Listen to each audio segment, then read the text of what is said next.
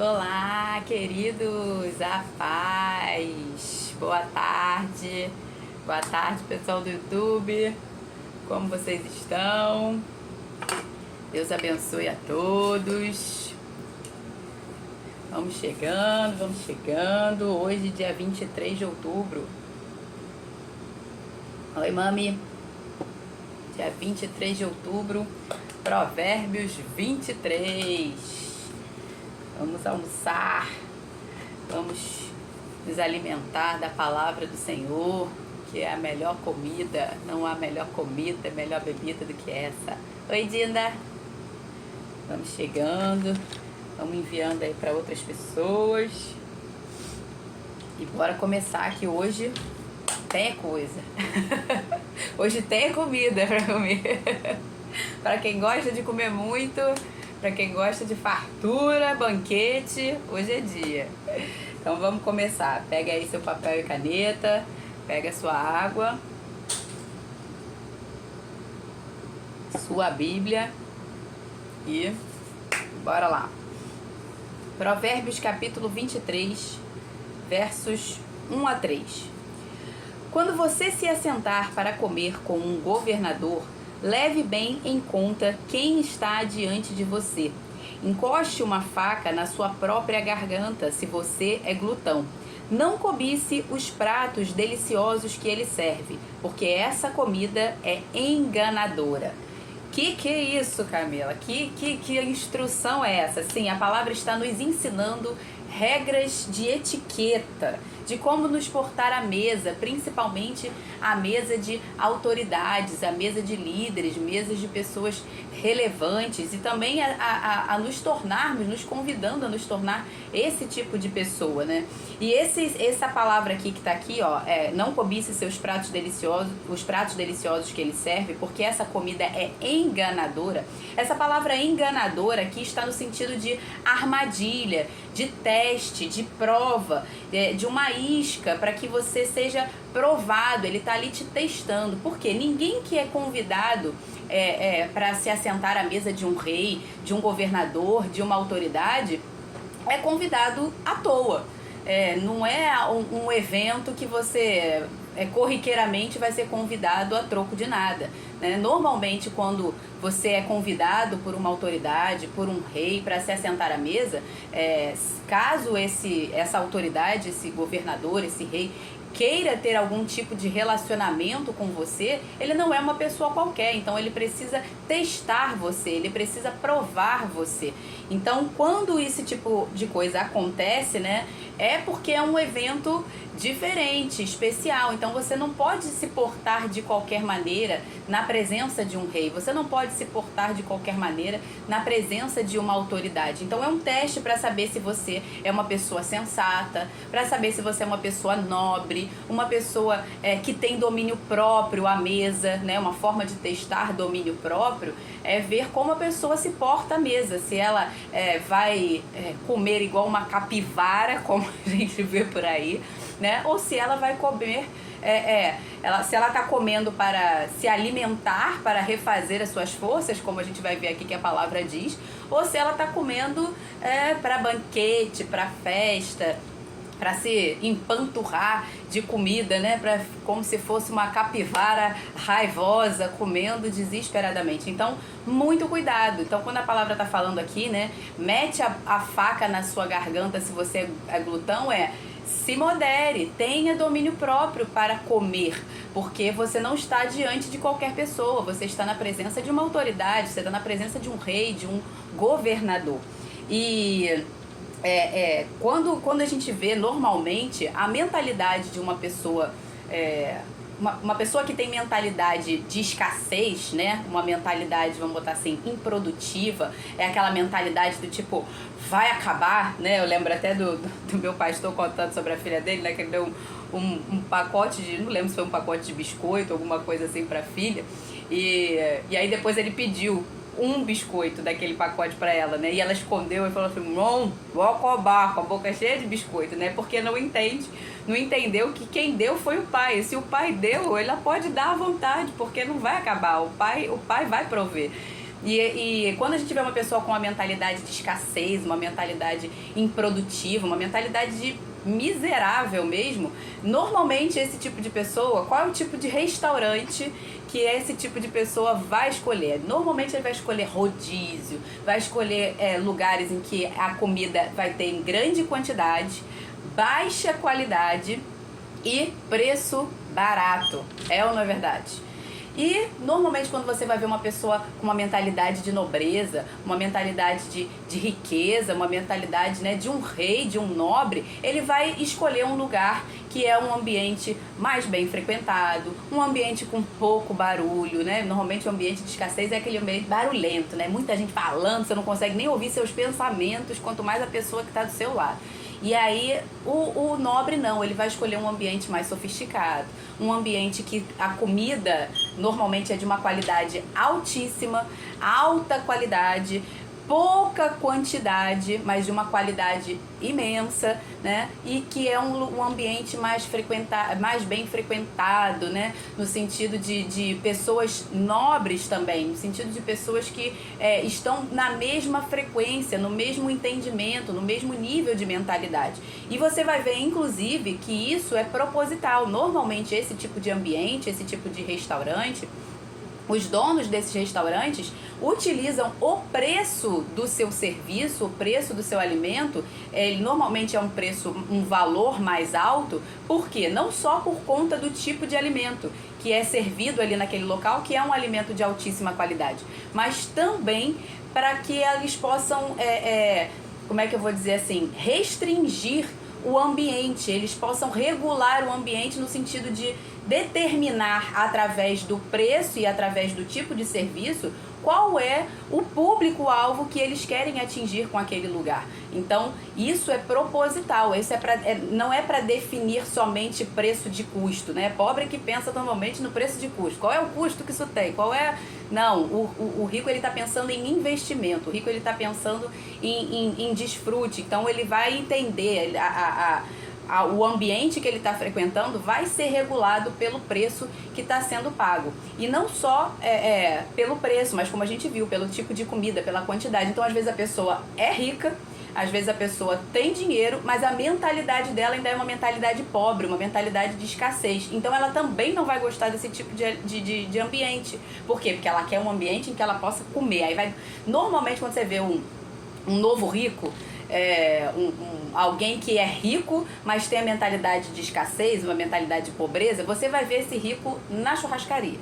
Você vai ver esse rico numa churrascaria dessas, assim, com rodízio, com bastante coisa, né? Você vê muito isso com um jogador de futebol, por exemplo, né? Que ficou rico, assim, de repente. E aí você vai ver eles com essa mentalidade ainda de pobre, né? Com a mentalidade de escassez. E aí eles vão logo pro quê? Pra churrascaria. Eles vão querer, antigamente existia o tal do porcão, né? E aí você sempre tinha notícia dos jogadores de futebol dentro de uma churrascaria dessas. Por quê? Porque a mentalidade ainda não mudou. A mentalidade ainda é uma mentalidade de escassez. Então, quer ir para um lugar de rodízio para quê? Eu vou para dar prejuízo, entendeu? Eu vou para comer até o umbigo pular para fora, literalmente.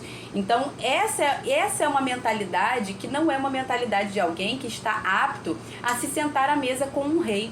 Não é uma mentalidade de nobre. E aqui, por isso que ele está falando aqui, vou ler novamente, para quem chegou depois, ele está dizendo assim, ó, quando você se assentar para comer com um governador, leve bem em conta quem está diante de você. Em outras versões, em vez de governador, tá rei.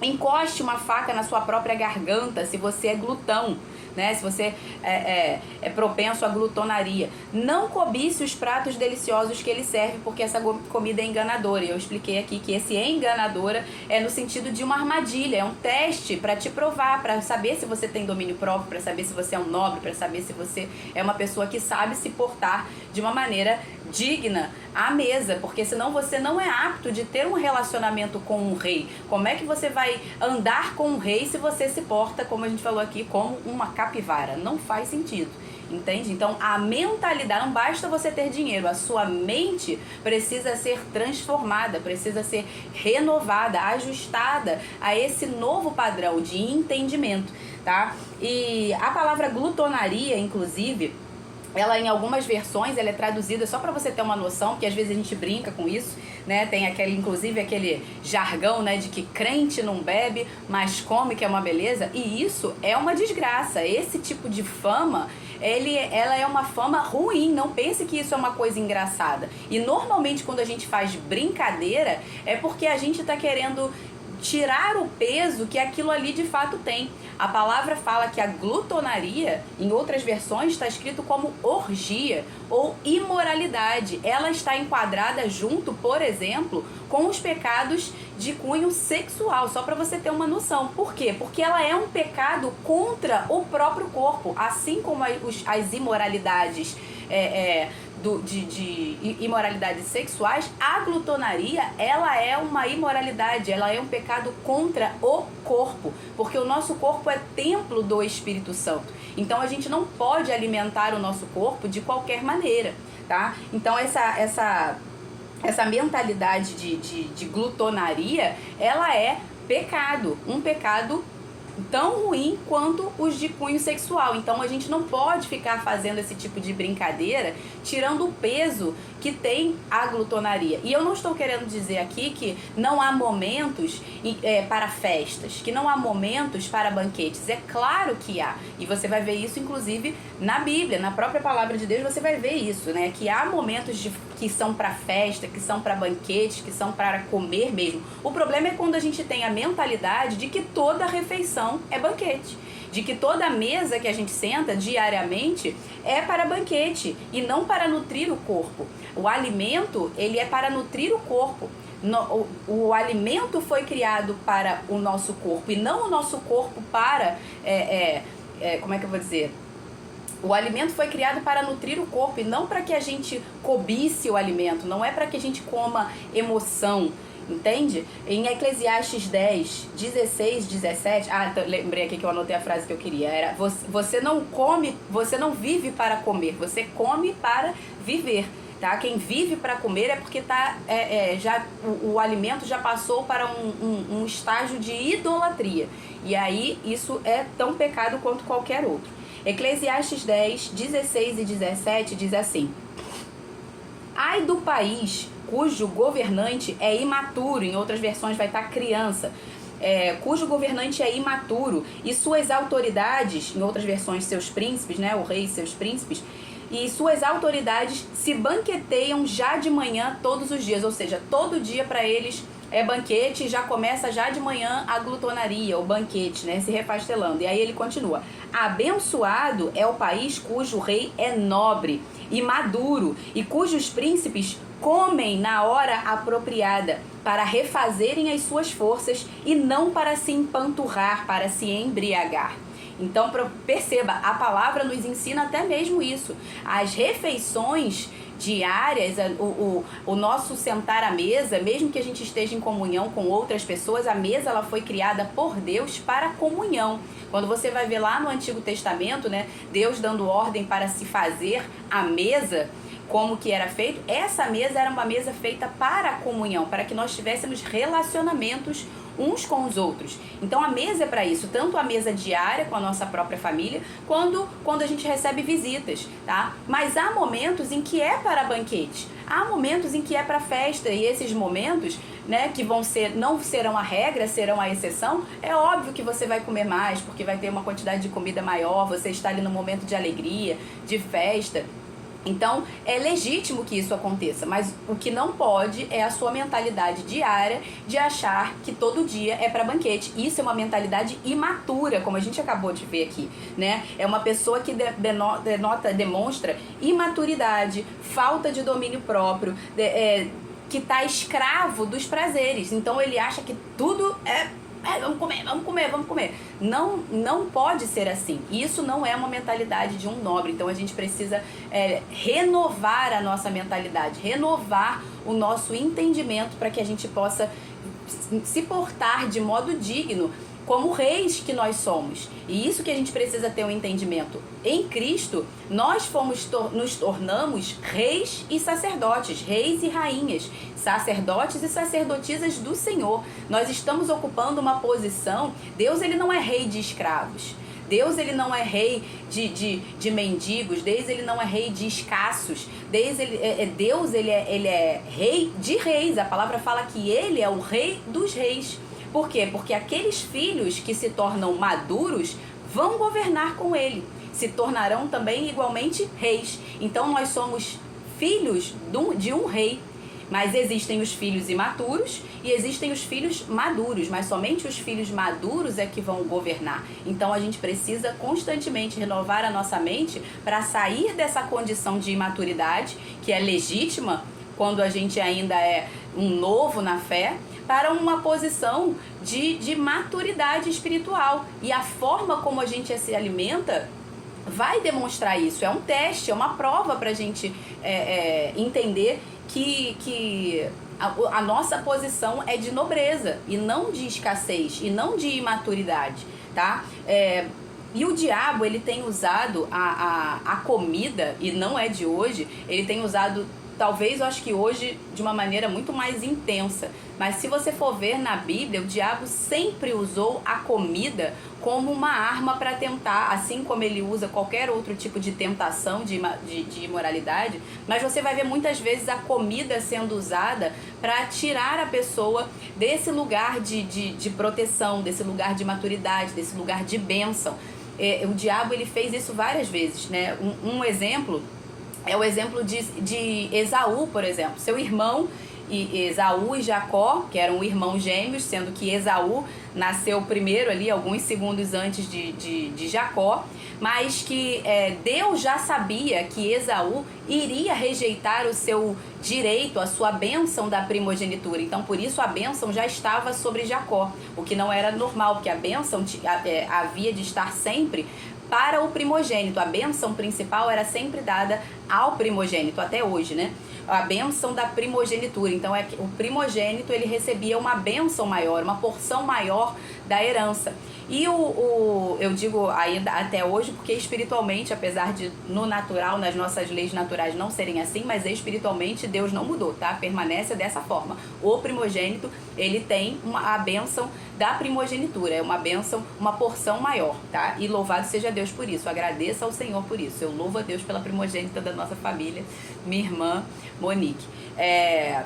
Então, essa bênção, ela acompanha o primogênito. E Deus já sabia que Esaú iria rejeitar a bênção da primogenitura. E Esaú rejeitou a bênção da primogenitura, vendendo a bênção da primogenitura por um prato de comida. E seu irmão amou essa bênção, seu irmão desejou essa bênção. No caso de Esaú, não houve como retornar aquilo ali. Ele se arrependeu, mas a bênção permaneceu sobre Jacó, porque ele vendeu o seu direito de primogenitura por um prato de comida, tá?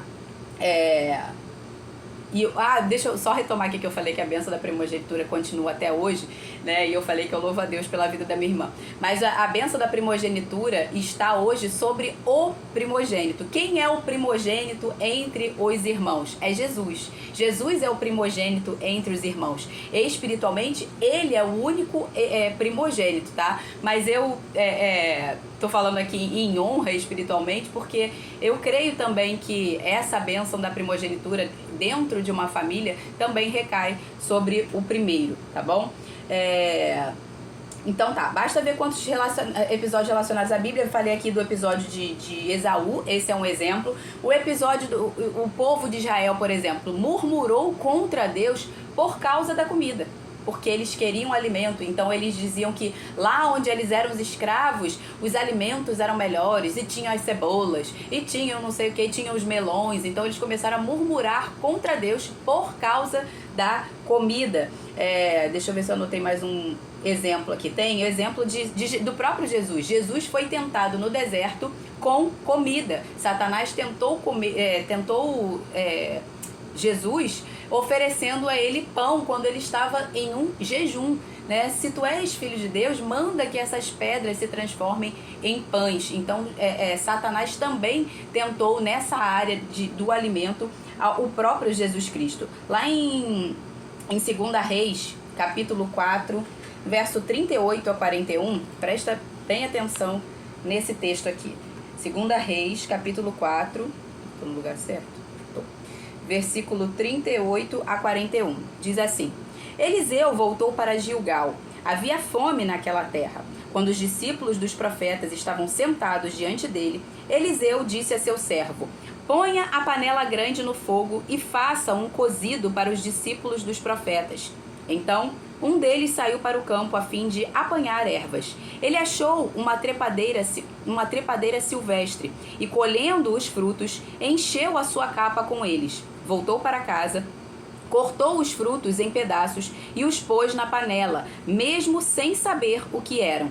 Depois deram de comer aos homens, enquanto comiam do cozido, gritaram: Morte na panela, ó homem de Deus! E não puderam comer. Mas Eliseu disse: Tragam farinha. Ele a colocou na panela e disse: Sirva às pessoas para que comam. E já não havia nenhum mal na panela. Aqui, obviamente, não foi a farinha que tirou a morte da panela. Ali foi uma ação, um milagre do Espírito Santo, um milagre de Deus, através daquela ação ali de Eliseu, que tirou a morte da panela. O que seria essa morte da panela? Esses frutos aqui que esse servo colheu para eles comerem, em outras versões vai estar informando que fruto é esse, não está dizendo que é um fruto, está dizendo que é a colossíntida. A colossíntida, ela é um fruto, né, dessa trepadeira silvestre aqui que ele está citando, que esse fruto, se você come ele em porções menores, ele tem efeito laxativo, seria um efeito terapêutico, né? Um efeito laxativo. Mas em grande quantidade, ele pode causar até sangramento intestinal, levando à morte. Então, por isso aqui eles gritaram, né? Morte na panela, porque havia em grande quantidade aquele fruto ali. E o porquê que... Isso aqui, mais uma vez, né? Mais um episódio em que a gente vê o diabo usando a comida. Mas qual é a intenção de eu ter pego exatamente esse texto aqui? Porque a questão ali, por que a morte entrou na panela, né? O Luciano Subirá, usando esse texto, o pastor Luciano Subirá, ele fala que quando ele estava lendo esse texto, estudando esse texto, né? Deus perguntou a ele, por que a morte entrou na panela? E ele respondeu, por causa da ignorância do servo, porque não sabia que alimento era esse. E aí Deus mostrou para ele assim, e vocês não têm sido ignorantes quanto à morte que tem entrado no prato de vocês? E é exatamente isso que está acontecendo nos nossos dias. A gente tem deixado que a morte entre na nossa casa, na nossa despensa, na nossa panela, no nosso prato, sem levar em consideração, seja por ignorância ou por não entender o quão grave isso é, que isso é de fato um pecado contra o próprio corpo, um pecado contra o templo do Espírito Santo. A gente tem deixado que a morte entre na nossa casa através daquilo que a gente compra no supermercado para levar para nossa casa para comer, que na maioria das vezes não são alimentos. São produtos alimentícios. Talvez você já deve ter, não sei se você tem o costume, o hábito de ler os rótulos para saber o que tem. E aqui em casa eu sempre, quando eu vou comprar as coisas, eu costumo ler tudo, olhar tudo, né? Desde que eu aprendi isso, foi algo que eu conquistei aprendendo, buscando sabedoria e entendimento com relação a isso, para melhorar a minha alimentação, justamente para me refazer as forças com o alimento e comer com saúde, e não para banquetear todos os dias como eu fazia antes. Então, eu sempre leio. Então, a maioria dos produtos que você compra no mercado para comer não são alimentos, são produtos alimentícios, são produtos processados e até ultraprocessados, que o que tem ali é tudo menos comida. Então, aquilo que você está trazendo para dentro da sua casa está trazendo morte no seu prato, morte na sua panela. Então, a gente precisa tomar cuidado com essa ignorância, em achar que a gente tem que permanecer ignorante, quando não tem. Eu já cansei, por exemplo, né, as pessoas, depois que eu emagreci muito, talvez vocês não saibam, mas hoje eu tenho 54 quilos, mas em 2021 antes da pandemia, né? Durante a pandemia, eu cheguei a pesar 72 quilos. Eu estava com 72 quilos. Hoje eu estou com 54 quilos.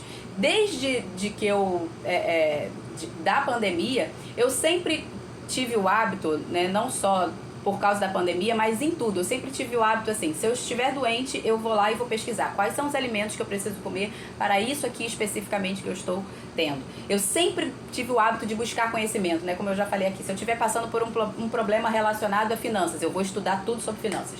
Se a questão era política, eu estudei tudo sobre política. Tudo que eu podia, obviamente, né? Porque eu não esgotei as possibilidades, nem tenho essa pretensão de dizer isso aqui, que eu me tornei uma perita no assunto, não é isso. Mas é aquilo que eu expliquei pra vocês, aquilo que você não sabe, aquilo que você não conhece, você se torna escravo. Por isso a palavra fala que o povo perece porque falta conhecimento. Então, sempre que tem alguma enfermidade, alguma coisa, eu sempre vou pesquisar o que eu preciso comer ou o que eu preciso deixar de comer, o que pode estar comprometendo a minha saúde, o que pode estar comprometendo meu casamento, o que pode estar comprometendo a minha vida espiritual. E eu vou estudar sobre aquilo ali e vou buscar praticar aquilo ali, colocar em prática aquilo ali. E graças a Deus, normalmente funciona, né? Só não funciona quando, né, depende de outros fatores que não só esse que eu estou relatando aqui. Mas, com relação à alimentação, quando veio a pandemia, eu passei a estudar tudo sobre alimentação, sobre essa questão dos vírus e tudo mais. Então eu decidi fazer uma reeducação alimentar, mudar a minha alimentação para que eu não viesse a sofrer os danos daquilo ali, né? Dessa enfermidade, dessa virose, as coisas que iriam acarretar naquilo ali. E graças a Deus funcionou e funcionou muito bem. Não estou dizendo que eu não peguei Covid, mas com certeza os sintomas foram atenuados e isso trouxe um benefício para mim, porque eu renovei por conta do conhecimento que eu adquiri, eu renovei a minha mente de uma tal forma que eu nunca mais voltei aos hábitos antigos, tá? Então, quando tem uma festa, quando tem um banquete, é óbvio que eu vou comer, eu como doce, eu vou comer uma coisa do tipo, mas eu deixei de me alimentar da forma como eu me alimentava. A minha alimentação diária passou a ser outra, a forma como eu alimento, a quantidade de alimento, os horários em que eu me alimento, eu passei a fazer jejuns intermitentes. Então, tudo mudou. E desde então, o meu corpo acompanha a minha alimentação atual. E às vezes as pessoas até falam, toda vez que a pessoa me pergunta, né, como é que você conseguiu? Como é que foi a sua alimentação e tal? E eu explico pra pessoa, eu explico tudo. E normalmente, quando você vê que a pessoa não quer mudar a mentalidade, ela não quer fazer esse esforço, não quer fazer esse sacrifício, ou seja, ela ainda é imatura, ela quer continuar escravo dos seus desejos, escravos, né, da glutonaria ou coisa do tipo, ela ainda não chegou nesse nível de entendimento, porque é uma questão na mente, não é uma questão de simplesmente comida, é uma questão na mente. Enquanto você não renova, não transforma a sua mente, você vai continuar da mesma forma. Você pode fazer o que for, né? Às vezes as pessoas fazem, por exemplo, bariátrica, coisas desse tipo, mas se a mentalidade não mudar, tudo vai continuar da mesma forma. Ela vai engordar de novo, por quê? Porque a mente não mudou e tudo começa na mente. A forma como você se alimenta, se você se alimenta às vezes por causa de traumas, por causa de compensações emocionais que você está fazendo para que você tenha prazer, por causa de outras áreas da sua vida que você está tendo dificuldade. Então, tudo é na mente. Então, quando eu renovei, quando eu fiz isso com a minha mentalidade, o meu metabolismo mudou. Que aí você vai ver sempre a desculpa das pessoas que não querem fazer. Ela fala assim, não, mas meu metabolismo é lento. Mas comigo não funciona por causa de, sei lá, vai inventar 1 milhão de coisas, né? Porque eu não gosto de fazer assim, de fazer assado. Por quê? Porque ela não quer fazer. Ela ainda não chegou nesse nível de maturidade, de entendimento, porque ainda não buscou o conhecimento e a sabedoria para que aquilo ali no interior dela seja transformado, para que aí sim ela comece a praticar. Primeiro você precisa entrar com o conhecimento, para depois você conseguir vir com a prática. Se for algo de fora para dentro, não vai surtir efeito, tem que ser de dentro para fora. Então, normalmente a pessoa vai dar várias desculpas, por quê? Porque ela não quer fazer, ela não quer se submeter àquilo ali, ela não chegou a esse conhecimento, a esse entendimento. Mas quando a pessoa chega a esse entendimento, ela vai obter os mesmos resultados, né? Normalmente fala, mas eu já estou mais velha, já tenho mais de 40 anos, meu metabolismo é lento. Muito prazer, tenho 41 anos, meu metabolismo, graças a Deus, está tão acelerado que agora eu estou precisando até comer um pouquinho mais, porque senão, se eu não cuidar, eu estou emagrecendo além da conta. Por quê? Por conta dos alimentos que eu escolho, automaticamente o meu metabolismo ele é acelerado.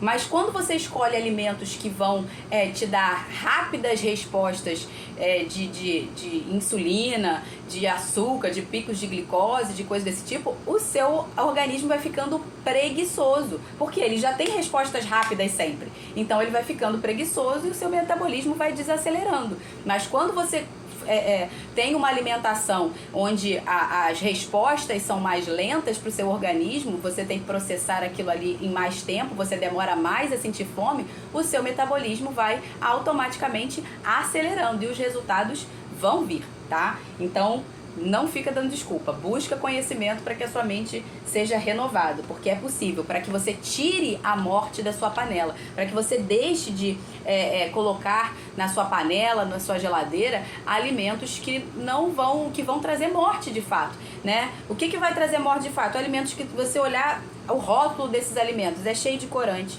espessante, aromatizante, é um monte de anti da vida que você não faz a mínima ideia do que você está consumindo, é um monte de química que poderia estar em qualquer outro lugar, menos na comida, tá? Então é para tudo que você precisa prestar atenção. Não tô falando aqui para você se tornar um neurótico, tá? E que, então nunca mais eu vou comer esse tipo de coisa, então nunca mais eu vou comer um doce numa festa. Não é isso. Porque o que vai determinar os seus resultados é aquilo que você faz todo dia. É aquilo que é o hábito. Aquilo que você vai fazer ocasionalmente, aquilo que vai ser uma exceção à regra, não vai tirar você da sua condição de saúde. Vai ser a exceção, como o próprio nome está dizendo. Ela é a exceção à regra. A regra é que precisa ser de boa qualidade. Se a regra for de boa qualidade, o restante, o que vier que é aleatório, não vai te prejudicar, não vai mudar absolutamente nada, tá? Então deixa eu ver se eu botei tudo aqui. Tá. Então quando a gente adota esse estilo de vida onde a gente não come e bebe para glorificar a Deus, a palavra fala em 1 Coríntios 10:31, diz assim: assim, quer vocês comam, quer bebam, quer façam qualquer outra coisa, façam tudo para a glória de Deus. Então quando a gente adota um estilo de vida que é para comer não para glorificar a Deus, mas para satisfazer os desejos da nossa carne, os nossos prazeres, a nossa idolatria pela comida, isso se torna pecado, tá? Então a gente está comendo emoções e não para refazer as nossas forças, como a gente viu aqui no texto anterior, tá? Em Eclesiastes, no caso. Deixa eu ver. Em 1 Coríntios, capítulo 6, versos 19 e 20 diz assim: será que vocês não sabem que o corpo de vocês é santuário do Espírito Santo, que habita em vocês, e que vocês o receberam da parte de Deus, e que vocês não pertencem a vós mesmos? Porque vocês foram comprados por um alto preço que Deus pagou por vocês, né? Que foi o sangue de Jesus, foi o próprio Filho dele. Portanto, glorifiquem a Deus no corpo de vocês. E isso vale tanto para as questões de imoralidade sexual quanto para as imoralidades alimentares, como a gente viu aqui, tá bom? Então, continua. A gente já está em 33 minutos só nesses versículos. Que bênção. Louvado seja Deus por isso. Então, que receba essa palavra para que você seja um nobre. Coloca uma faca na sua garganta se você é glutão, para que não só porque você precisa estar na presença de um rei, mas porque você é um rei. Então mude essa mentalidade de escassez, de capivara raivosa, e coloca uma faca na sua garganta aí, tipo, trava ela, peraí, aqui tem domínio próprio, eu vou me dominar, não vou deixar a morte entrar na minha panela, eu não vou ser um glutão, tá? Eu vou ser um nobre. Versículo 4 e 5. Não se fadigue para ficar rico, não aplique nisso a sua inteligência. Você quer pôr os seus olhos naquilo que não é nada? Porque certamente a riqueza criará asas como a águia que voa pelos céus. né? Em Mateus 6,33 diz assim: buscai em primeiro lugar o reino de Deus e a sua justiça, e ele dará a vocês as demais coisas, todas as outras coisas vos serão acrescentadas. Em outra versão tá assim. Por quê? Aqui ele tá falando de alguém que a motivação para trabalhar ou para fazer qualquer outra coisa, a motivação é ficar rico. E como a gente já falou aqui, as riquezas, elas não são para que se tornem o nosso Deus. Elas não são para que a gente deposite a nossa confiança nelas. As riquezas, elas são armamento para o reino. Então nós precisamos nos afadigar, nós precisamos nos esforçar pelo reino e não pelas riquezas. As riquezas, elas são uma consequência. Porque quando você busca o reino de Deus em primeiro lugar, você vai buscar em primeiro lugar a sabedoria, você vai buscar em primeiro lugar a justiça, a prudência, a fidelidade, né? Você vai viver de modo justo, você vai deixar a preguiça, você vai abandonar a procrastinação. E a consequência disso, obviamente, serão as riquezas, serão a honra, serão a vida, como a gente viu aqui. Você vai estar andando em humildade, em justiça, em honra. Então a consequência é a riqueza. A riqueza, ela é um fruto. A riqueza, ela não é a árvore, ela não é aquilo para o qual você vive. O fruto, ele é uma consequência, entende? Então, a razão para a gente se afadigar, né? Agora eu já nem sei qual é o certo, é fatigar. Não é para ficar rico, é para que a gente sirva ao Senhor com os nossos bens, com os nossos recursos, não só a nossa família, porque nós somos a igreja do Senhor, mas também para que a gente possa fazer essa expansão do reino, né? Usar isso para a justiça de Deus. Em Colossenses 1, 24 e 25, 28 e 29, diz assim: agora me alegro nos meus sofrimentos por vocês, Paulo falando, e preencho o que resta das aflições de Cristo na minha carne a favor do seu corpo, que é a igreja, da qual me tornei ministro de acordo com a dispensação da parte de Deus que me foi confiada em favor de vocês, para dar pleno cumprimento à palavra de Deus. Aí o verso 28 continua: e este Cristo nós anunciamos advertindo a todos e ensinando a cada um em toda a sabedoria, a fim de que apresentemos cada pessoa perfeita em Cristo. É para esse fim que eu me empenho, em outras versões está, me afadigo.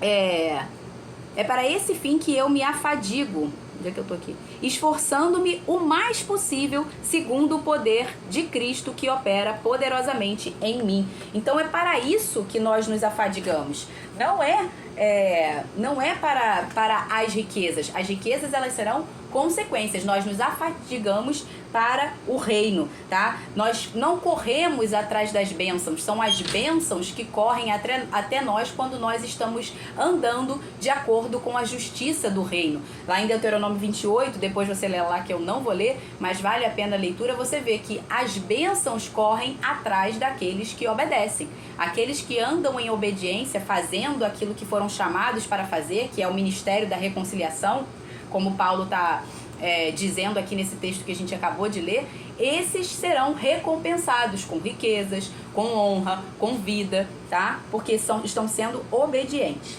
Verso 6 a 8.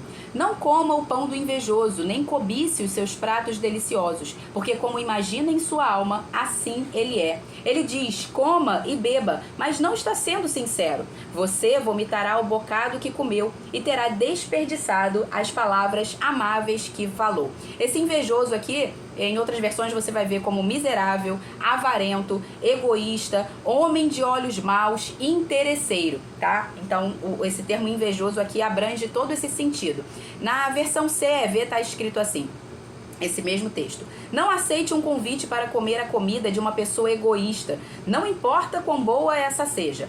Pessoas assim tomam nota de quanto você come. Elas dizem, pegue tudo o que quiser, mas elas não querem dizer isso. Cada mordida voltará e todas as suas palavras gentis serão desperdiçadas. Então, essa pessoa aqui, ela é egoísta, ela é avarenta, ela tá falando pra você assim, não, come e bebe à vontade, mas o coração dela é egoísta. Na verdade, ele não tá dizendo aquilo ali. Ele é mentiroso, o coração dele está mentindo. Na verdade, ele tá ali contabilizando tudo que você tá comendo, né? E tipo, miserável, tá comendo a minha comida, vai acabar. É a mentalidade de escassez, é a mentalidade de avareza, a mentalidade do miserável é essa. Ele não consegue doar, ele não entende que dar é melhor do que receber, mais bem-aventurado é o generoso, né?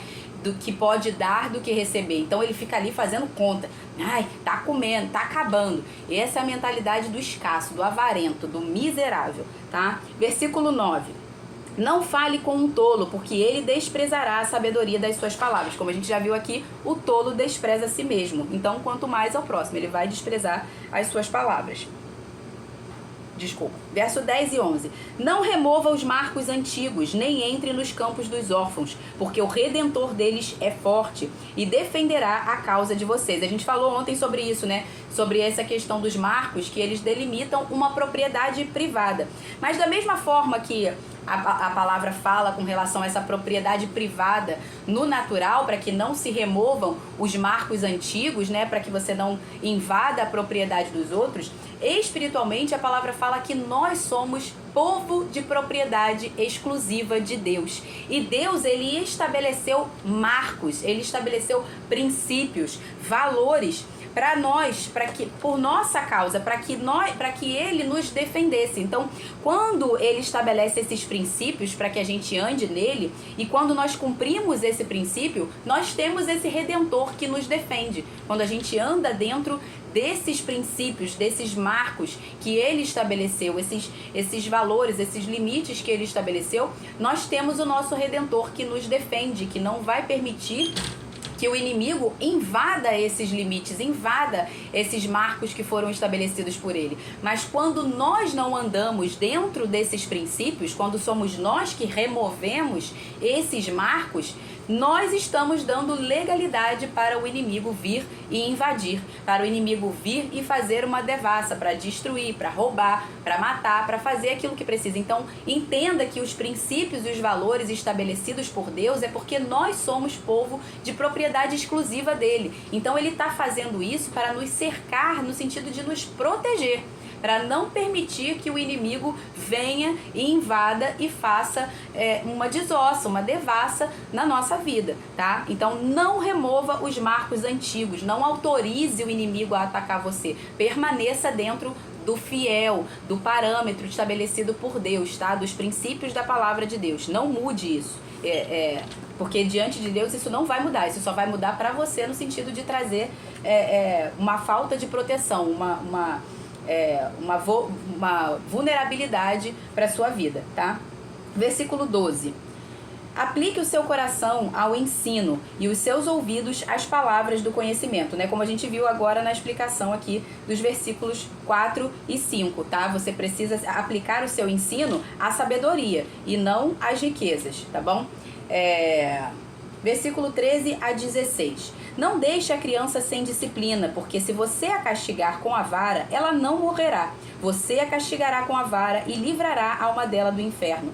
Meu filho, se o seu coração for sábio, também o meu coração se alegrará. O meu íntimo exultará quando os seus lábios falarem coisas retas. Talvez você não queira, pense que não quer corrigir os seus filhos por causa da forma como você foi corrigido. Talvez isso tenha gerado algum trauma, talvez você tenha sido corrigido de maneira exagerada, num extremo de autoritarismo, de agressão ou coisa do tipo, e aí você pegou esse trauma que é seu, que não tem nada a ver com seu filho, é um trauma que é seu, que você ainda não resolveu, e aí você trouxe isso para um extremo oposto, que é tão perigoso quanto, que é o extremo da omissão, que é o extremo da falta de disciplina, da falta de correção, de deixar o seu filho entregue a ele mesmo, como a palavra diz. E isso é um perigo muito grande ou até maior do que esse outro extremo aqui, né? Eu ouso dizer que é um perigo muito maior, tá? Esse extremo aqui eu ouso dizer que é muito pior do que esse aqui. Mas Deus nos chama a um equilíbrio.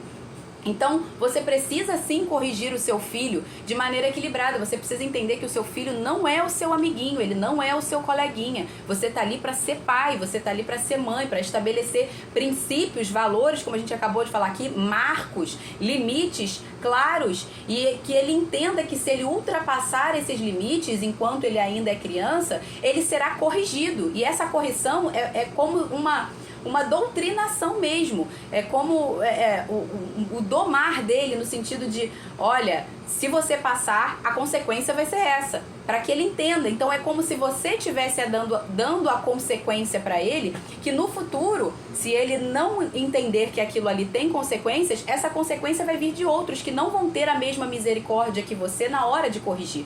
Porque esses que vão vir vão ser nada mais, nada menos que o diabo, que vai vir para roubar, matar e invadir, porque ultrapassou esses limites aqui, porque ele não cumpriu esses limites. Então, enquanto ele é pequeno, enquanto ele é criança, você precisa dar a correção para que ele entenda. Opa, ultrapassou o limite, tem consequência, e a consequência não é boa, a consequência é ruim. Então, eu não vou ultrapassar esse limite, que são os limites dos princípios estabelecidos por Deus. E foque a educação dos seus filhos em princípios, tá? Não é aquela coisa do tipo, derrubou uma coisa no chão e aí você vai lá e já faz um escândalo com aquela criança porque ela derrubou um copo na mesa, porque um acidente. Isso não é correção. Isso aí é falta de domínio próprio, não tem nada a ver com a correção em si. A correção, ela sempre vai ser pautada, baseada nos princípios. Quando a criança está ferindo princípios, essas coisas mínimas se conserta com uma conversa, explicando, peraí, você está colocando o copo no lugar errado, toma mais cuidado da próxima vez e tal. E ensinando, até porque muitas vezes esse tipo de coisa acontece porque a criança não foi ensinada, né? Por exemplo, derrubou um copo, ela não foi ensinada que o copo não pode ficar do lado quando ela está comendo, ela tem que ficar na frente, porque senão até a gente vai derrubar. Né, tá ali comendo, esbarrou com o garfo, vai cair o copo. Então, às vezes, você nem deu a orientação devida, mas quando acontece um acidente, você vai lá e faz um escândalo com aquela criança. Isso não é sensato, tá? E eu não tô falando aqui como o vídeo que eu postei ontem, que não vai ter momentos que nós também vamos ter as nossas fraquezas e vamos perder a nossa inteligência emocional momentaneamente ou fazer alguma coisa de errado. Ninguém vai acertar 100% das vezes, tá? Mas se a gente estiver baseado nos princípios corretos, fica mais fácil para que a gente acerte mais do que erre, tá? Então essa que é a ideia aqui. Deixa eu ver aqui. Em Hebreus... quando eu falei aqui, né, para buscar o equilíbrio entre a correção, a disciplina, a afirmação, o carinho e a aprovação. Lá em Hebreus 12, de 5 a 11, gente, vai acabar o tempo, eu ainda não terminei aqui. Hebreus 12, 5 a 11 diz assim: na luta contra o pecado, vocês ainda não resistiram até o sangue. E vocês se esquecem da exortação que lhes é dirigida como a filhos, que diz: filho meu, não despreze a correção que vem do Senhor, nem desanime quando você é repreendido por ele, porque o Senhor corrige a quem ama e castiga todo filho a quem aceita. É para a disciplina que vocês perseveram. Deus os trata como filhos. E qual é o filho a quem o pai não corrige?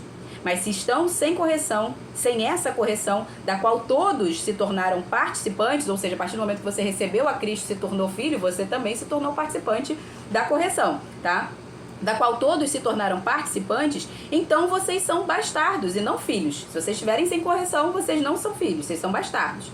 Além disso, tínhamos os nossos pais humanos que nos corrigiam e nós os respeitávamos. Será, então, que não nos sujeitaremos muito mais ao Pai espiritual para vivermos? Pois eles nos corrigiam por pouco tempo, segundo melhor lhes parecia. Ou seja, ninguém vai acertar 100%, né? Cada um vai achar a maneira que é devida. Deus, porém, nos disciplina para o nosso próprio bem, a fim de sermos participantes da sua santidade. Na verdade, toda disciplina, ao ser aplicada, não parece ser motivo de alegria, mas de tristeza. Porém, mais tarde, produz fruto pacífico aos que têm sido por ela exercitados, frutos de justiça, tá? É isso. Vamos continuar aqui que vai acabar o tempo e eu ainda não terminei. Verso 17 e 18. Não tenha inveja dos pecadores, pelo contrário, persevere no temor do Senhor todo o tempo, porque certamente haverá um futuro e a sua esperança não será frustrada.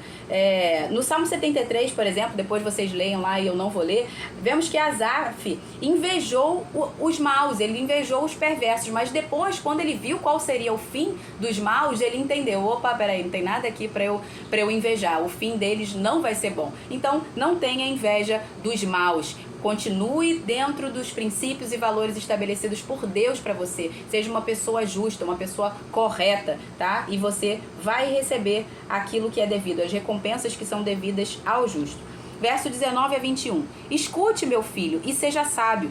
Guie o seu coração no caminho reto. Não se junte com os beberrões, nem com os comilões, porque os beberrões e os comilões acabam na pobreza, e a sonolência os levará a vestir trapos, que a gente acabou de ver aqui, né, nos versículos 1 e 2 com relação à glutonaria. Por quê? Porque o tolo, ele vai fazer isso, ele vai desperdiçar com prazeres imediatos, com glutonaria, com bebedeira, ele é escasso, então ele acha que vai acabar, então ele chega num restaurante e ele quer comer até o umbigo pular para fora, como a gente viu aqui, porque ele não tem essa disciplina, ele não tem essa sabedoria de que se alimentar é para refazer as forças, o se alimentar a gente não vive para comer, a gente come para viver, tá? Então o tolo, ele vai andar nisso, em bebedeiras, o tolo, ele é imaturo, ele vai desperdiçar os recursos porque ele não busca o conhecimento para ser produtivo, para ter uma alimentação correta, para fazer aquilo que precisa ser feito. Então ele vai acabar na pobreza. Verso 22 a 25. Escute o seu pai que o gerou e não despreze a sua mãe quando ela envelhecer. Compre a verdade e não a venda. Compre a sabedoria, a instrução e o entendimento. O pai de um justo fica muito feliz. Quem gerar um filho sábio terá nele sua alegria. Dê essa alegria ao seu pai e à sua mãe, e que se encha de felicidade aquela que o deu à luz. Então, como é que é a forma que você honra o seu pai e a sua mãe?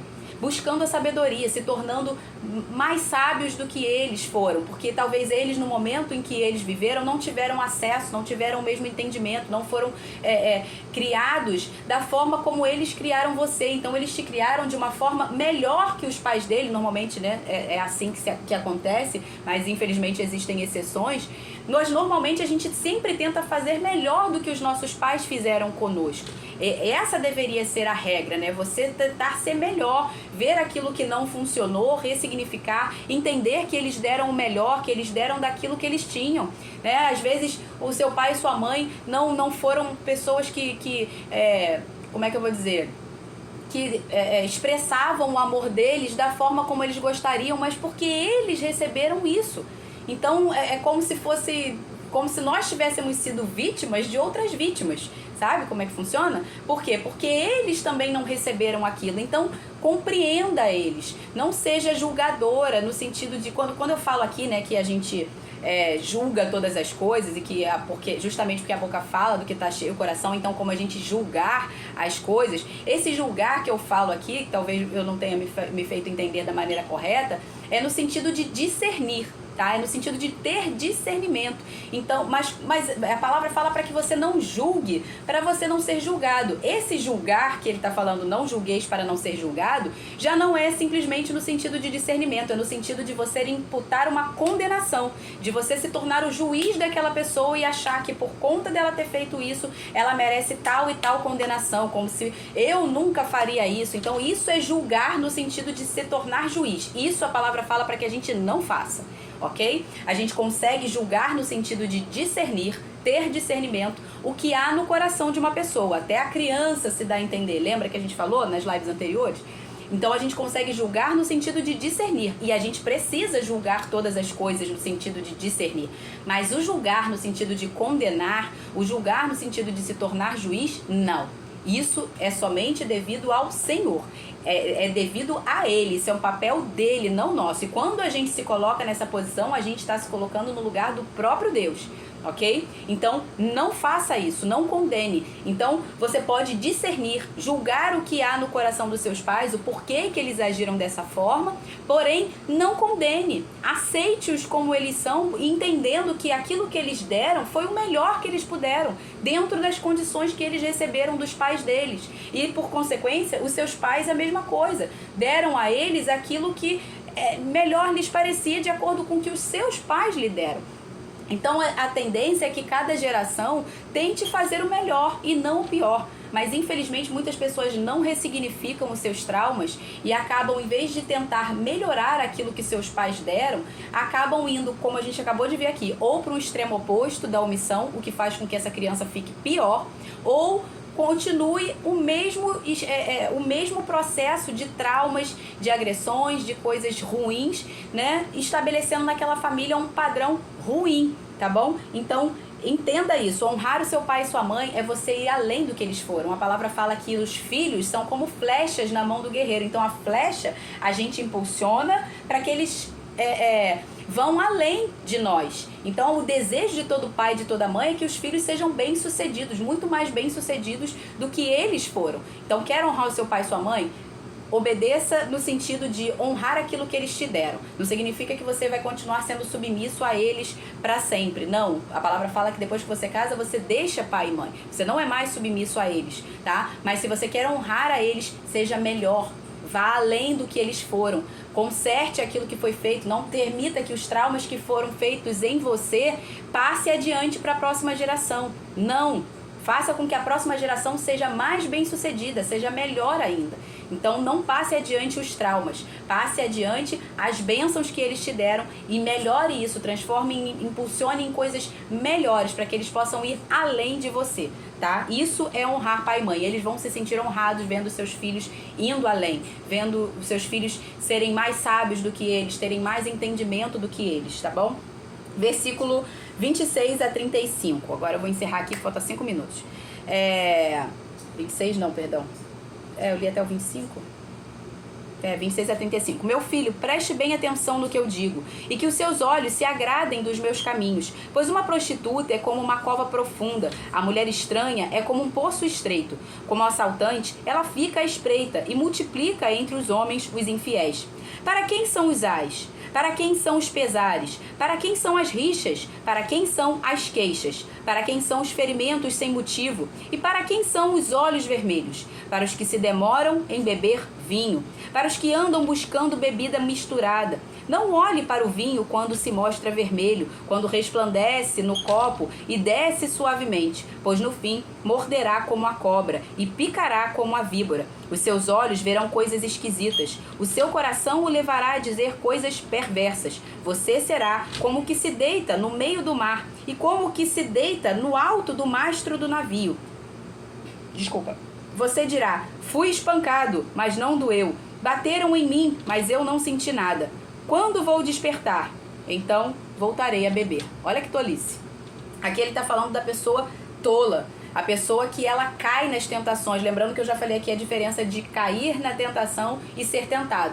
O fato de você ser tentado não significa que você precisa cair. Então o tolo, ele vai cair nesses prazeres imediatos, seja da questão do adultério, da prostituição, da bebida, da bebedeira, da glutonaria. O tolo, o imaturo, ele vai sempre buscar prazeres imediatos. Ele vai estar sempre alimentando a carne. Ele não quer alimentar o espírito, ele quer alimentar a carne. Então isso aqui é uma condição de tolice. E é como se fosse um looping sem fim. Ele continua fazendo aquela mesma coisa e ele não percebe que é como se ele fosse um rato numa rodinha ali girando. Ele não sai daquilo ali. Ele não busca entender que, peraí, tem alguma coisa errada na minha vida. A minha vida continua dando volta, eu correndo, e eu não saio do mesmo lugar. Eu continuo fazendo as mesmas coisas, eu continuo buscando os prazeres sexuais, eu continuo buscando prazer na bebida, eu continuo me embriagando, eu continuo comendo igual uma capivara, como a gente viu aqui no início.